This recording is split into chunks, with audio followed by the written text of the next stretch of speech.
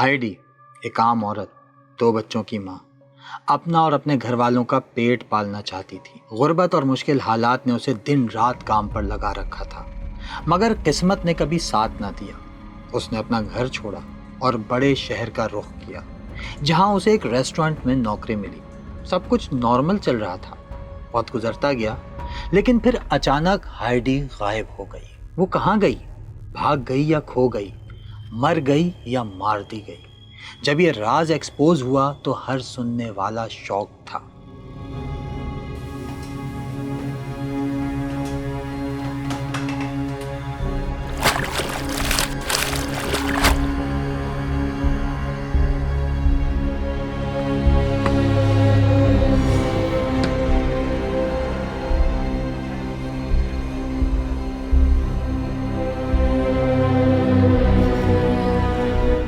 मैं हूं रज़ा हैदर और आप देख रहे हैं थिंक क्राइम की एक और थ्रिलिंग एपिसोड। चैनल को सब्सक्राइब जरूर कर लीजिएगा।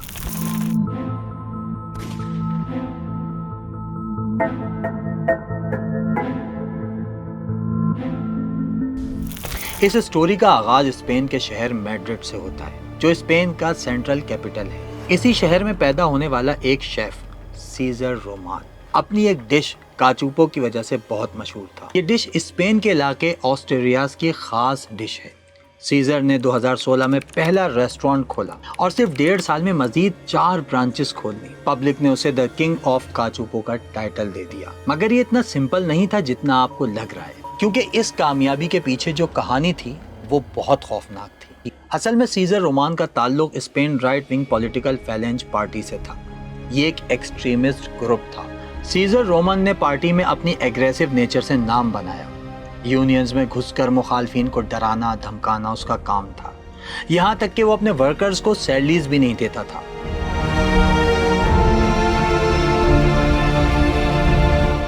– 2018 तक उसको बिजनेस में बड़ा लॉस हुआ और उसकी पर्सनल लाइफ भी मुश्किल में आ गई। एक दिन सीजर रोमान अपने रेस्टोरेंट में बैठा था कि उसके पास एक लड़की आई।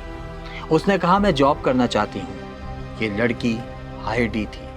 हाँ, वही लड़की जो अपने हालात बदलना चाहती थी, कुछ करना चाहती थी, इसलिए अपना घर छोड़कर मैड्रिड आई थी।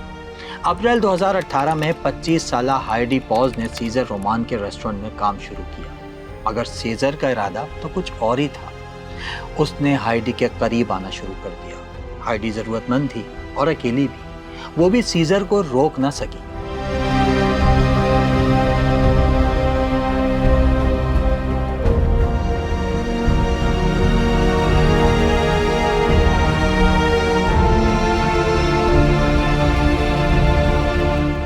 और यूं दोनों रिलेशनशिप में आ गए। लेकिन 2 महीने बाद ही सीजर की असलियत उसके सामने आ गई। सीजर हाइडी को ज़हनी अजियत देता, उस पर कंट्रोल रखने की कोशिश करता, छोटी छोटी बातों पर टॉर्चर करता।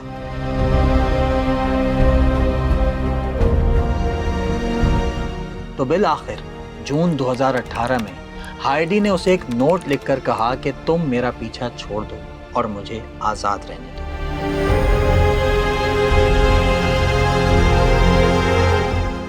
उसके बाद हाइडी अचानक गायब हो गई। 23 जुलाई 2018 को उसकी फैमिली ने पुलिस में लापता होने की रिपोर्ट दर्ज करवाई और पुलिस ने उसको हर जगह तलाश किया, मगर हाइडी का कुछ पता न चला।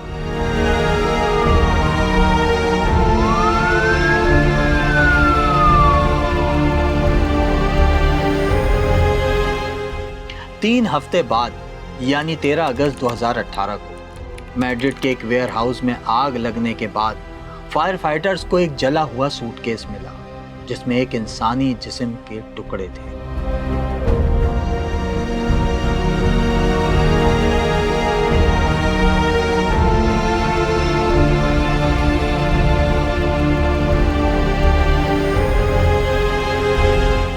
मगर सर और हाथ पांव गायब थे। फॉरेंसिक माहिरीन के मुताबिक ये बॉडी पार्ट्स हाइडी पॉज के ही थे। क्राइम इन्वेस्टिगेशन एक्सपर्ट्स कहते हैं कि लाश के टुकड़े करने का मकसद ये होता है कि लाश की आइडेंटिटी छुपाई जा सके, खास तौर पर जब चेहरा गायब हो। पुलिस को शक हुआ कि सीजर रोमान इस कत्ल में मुलव्विस है, क्योंकि वो अचानक गायब हो चुका था।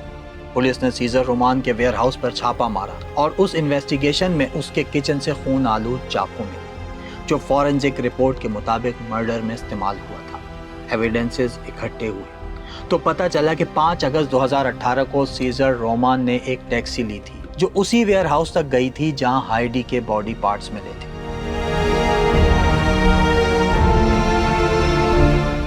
मगर अब भी सीजर रोमान गायब था और पुलिस उसको हर जगह तलाश कर रही थी। 3 महीने की इन्वेस्टिगेशन और हर जगह सर्च करने के बाद 16 नवंबर 2018 को एक रेस्टोरेंट के वेटर ने सीजर रोमान को पहचान लिया, जो एक जाली आईडी से वहां काम कर रहा था। पुलिस ने फौरन छापा मारकर उसे गिरफ्तार कर लिया।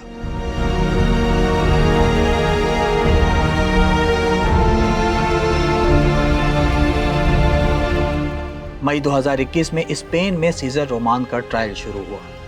तमाम सबूत इतने मजबूत थे कि कोई वकील उसका केस लेने को भी तैयार ना हुआ। उसने खुद अपना केस लड़ा,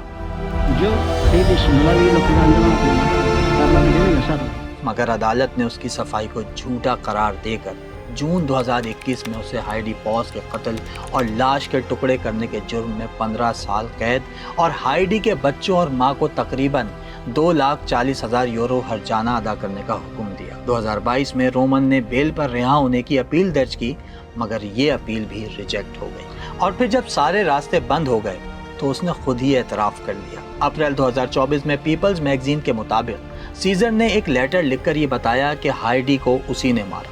उसने कहा कि वो वक्त को वापस नहीं ला सकता और नुकसान की तलाफी करना चाहता है। फिलहाल वो मैड्रिड के सोटो डेल रियल पेनिटेंट्री सेंटर में सजा काट रहा है, मगर आज तक पुलिस को हाइडी पॉज का सर और बाकी जिस्मानी आज़ा नहीं मिले और उसकी फैमिली इंसाफ को अधूरा मानती है।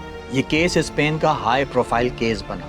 10 मई 2024 को नेटफ्लिक्स ने इस पर कुकिंग अप मर्डर के नाम से डॉक्यूमेंट्री भी रिलीज की, जो बहुत तेजी से वायरल हुई। स्टोरी कैसी लगी कमेंट्स में जरूर बताइएगा।